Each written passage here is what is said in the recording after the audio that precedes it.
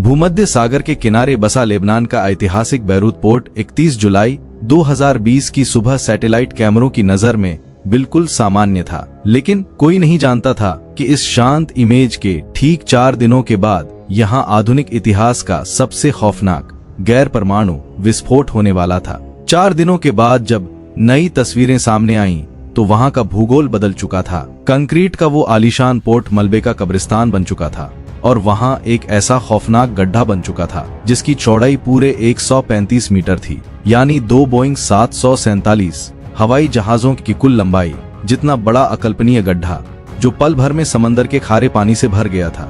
तारीख थी 4 अगस्त 2020। वक्त था शाम के ठीक 6:07 जब बैरूत के खूबसूरत सैफी स्क्वायर पर एक लेबनानी दुल्हन सफेद शादी के जोड़े में मुस्कुराते हुए अपना फोटोशूट करवा रही थी। तभी अचानक दूर बंदरगाह से एक ऐसी गगनभेदी गूंज सुनाई दी जिसने पूरी धरती को हिलाकर रख दिया। उस गूंज के ठीक 1 सेकंड बाद कैमरे के फ्रेम में साक्षात यमराज की तरह एक बेहद शक्तिशाली, अदृश्य और विनाशकारी शॉकवेव दाखिल हुई।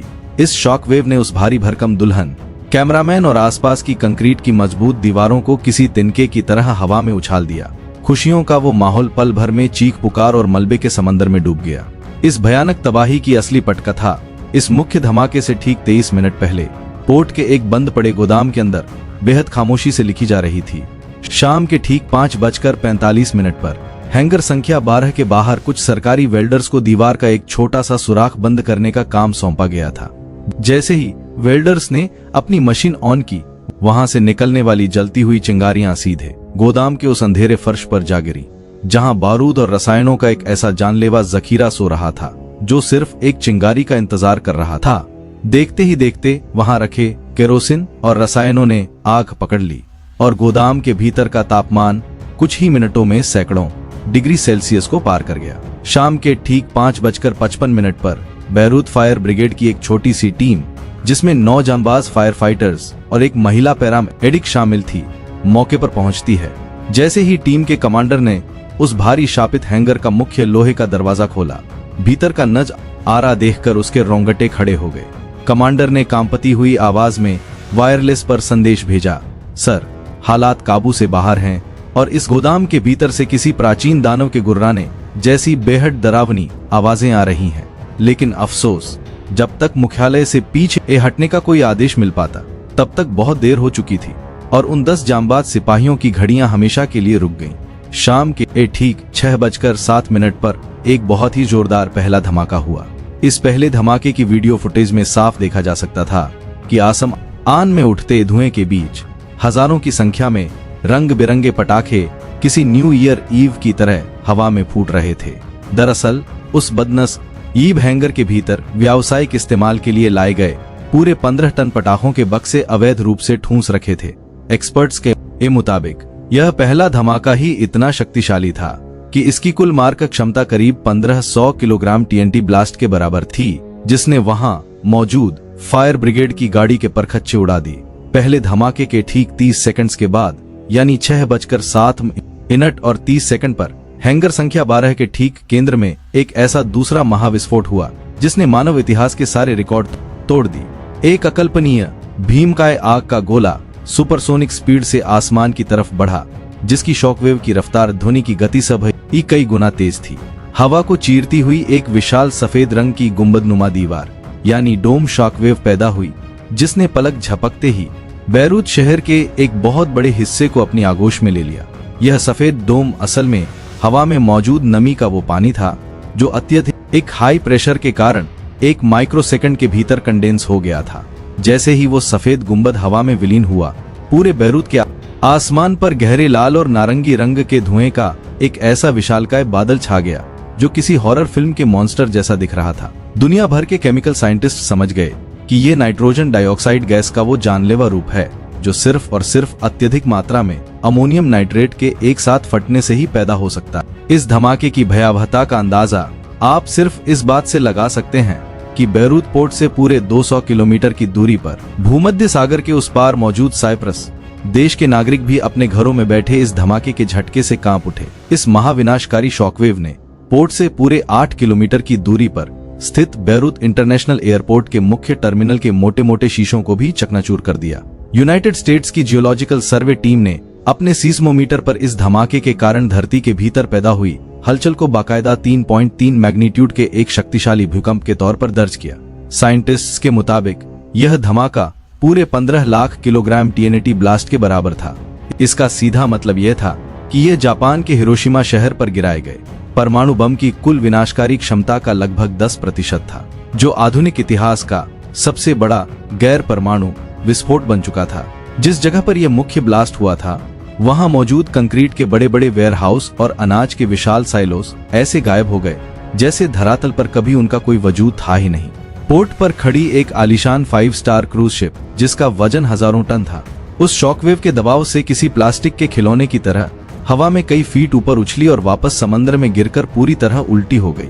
यही नहीं, बेरूत के इस एक्सप्लोजन ने पृथ्वी की आयनोस्फीयर यानी अंतरिक्ष के बिल्कुल करीब स्थित वायुमंडल की आखिरी सबसे ऊपरी लेयर को भी बुरी तरह डिस्टर्ब कर दिया था, जिससे कुछ सेकंड्स के लिए पूरे इलाके में GPS सिग्नल्स ठप हो गए।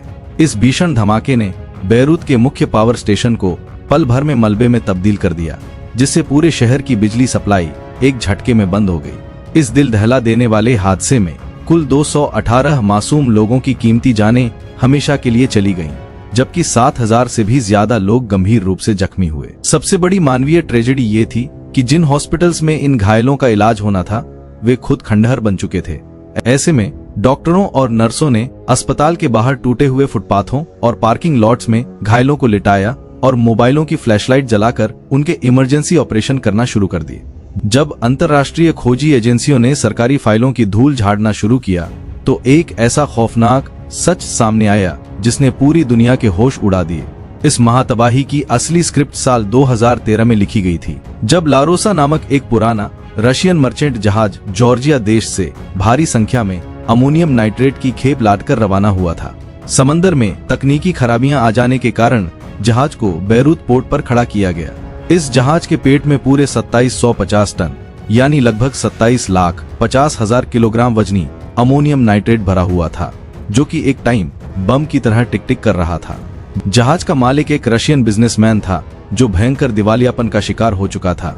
उसने बेरूत पोर्ट अथॉरिटीज को दी जाने वाली डॉक फीस देने से हाथ खड़े कर दिए और खुद भाग गया। बेरूत की कोर्ट ने जहाज को वहीं जब्त कर लिया और जहाज के क्रू मेंबर्स को अगले 11 महीनों तक उसी जर्जर जहाज के भीतर बंधक बनाकर रखा गया। आखिरकार जब क्रू को रिहाई मिली तो मुकदमों की वजह से उस पूरे खतरनाक एक्सप्लोसिव कार्गो को कोर्ट के आदेश पर जहाज से निकालकर पोर्ट के हैंगर संख्या 12 में शिफ्ट कर दिया गया, जहां वो अगले 6 सालों तक बिना किसी सुरक्षा मानकों के प्लास्टिक के बैग्स में सड़ता रहा। यह तबाही कोई अचानक हुआ हादसा नहीं थी, बल्कि एक सोची समझी प्रशासनिक हत्या थी। साल 2014 से लेकर 2020 के बीच पोर्ट के सुरक्षा अधिकारियों ने पूरे 6 बार लेबनान की सरकार और देश के बड़े जजों को रेड अलर्ट वाले ईमेल्स और लेटर्स भेजे थे। इन लेटर्स में साफ शब्दों में लिखा था कि यह केमिकल एक साक्षात मौत है, इसे यहाँ रखना लाखों नागरिकों की जिंदगी को बारूद के ढेर पर सुलाने जैसा है। अमानवीयता देखिए कि भ्रष्टाचार और आपसी राजनीतिक खींचतान में डूबी लेबनानी सरकार की फाइलों के नीचे वो चेतावनियां हमेशा के लिए दफन हो गईं और उन्हें पूरी तरह नजरअंदाज कर दिया गया। आज इस खौफनाक हादसे को बीते कई साल हो चुके हैं, लेकिन बदनसीब लेबनान की पीड़ित जनता को आज तक इंसाफ की एक किरण भी नसीब नहीं हुई है। जब भी कोई ईमानदार जज बड़े नेताओं को समन जारी करता तो ताकतवर राजनीतिक ग्रुप्स कोर्ट में स्टे ऑर्डर लाकर उन जजों को ही उनके पद से हटवा देते। लेकिन कहानी में एक बहुत बड़ा ट्विस्ट तब आया जब साल 2025 में नवाब सलाम देश के नए प्राइम मिनिस्टर बने और हालिया उथल पुथल के बाद इस ठप पड़ी जांच की फाइल को एक बार फिर से खोला गया है। लीक हुई रिपोर्ट्स के मुताबिक जज तारिक बितार अब अपना फाइनल फैसला इसी साल यानी 2026 में इशू करने की तैयारी में है। आज भी बेरूत पोर्ट की उस तबाहशुदा जगह पर लोकल मूर्तिकारों ने एक बेहद ही भावुक स्मारक तैयार किया है।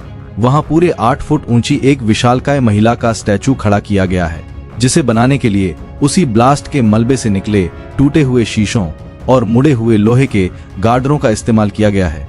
सबसे ज्यादा रोंगटे खड़े कर देने वाला दृश्य उस स्टैचू के पैरों के पास देखने को मिलता है, जहां मलबे से निकली पोर्ट की वो असली गोल घड़ी रखी हुई है, जिसकी सुइयां आज भी शाम के ठीक 6:08 पर पूरी तरह जमी हुई हैं। वह रुकी हुई घड़ी याद दिलाती है कि जब किसी देश का सिस्टम अंधा और भ्रष्ट हो जाता है तो उसकी कीमत वहां के आम नागरिकों को अपनी जान देकर चुकानी पड़ती है।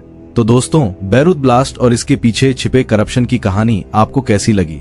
क्या आपको लगता है कि इस साल आने वाले कोर्ट के फैसले से पीड़ितों को इंसाफ मिल पाएगा? अपनी राय हमें कमेंट सेक्शन में जरूर लिखें। अगर आपको अनदेखा सच की यह विशेष मेगा डॉक्यूमेंट्री पसंद आई है तो इसे लाइक करें और अपने दोस्तों के साथ शेयर करना न भूलें। ऐसे ही गहरे राज जानने के लिए हमारे चैनल को सब्सक्राइब करें और बेल आइकन को दबाएं। मिलते हैं अगली शानदार वीडियो में।